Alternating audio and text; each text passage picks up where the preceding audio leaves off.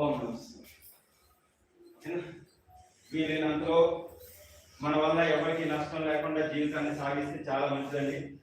Okay, అది ఇంట్లోనైనా బయట అయినా సరే, ఇంట్లో వాళ్ళకైనా సరే బయటకైనా సరే మన వల్ల ఎవరికి నష్టం ఉండకూడదు, కష్టం ఉండకూడదు. వీలైనా తగ్గించుకోండి. కష్టం నష్టం లేకుండా జరగదు, అంత గొప్ప అయితే కాదు మనం. కాకపోతే వీలైనా తగ్గించుకునే ప్రయత్నించి ఎంత తక్కువలో జీవితాన్ని సాగించండి. హాయిగా ఆనందంగా ఉండడానికే ప్రయత్నం చేయండి. ఓకేనా? హాయిగా ఆనందం ఎక్కడ ఉంటుందో అంటే మీరు చక్కగా కూర్చొని 10 సార్లు శ్వాస తీసుకుని వదలండి, తర్వాత మౌనం చేయండి.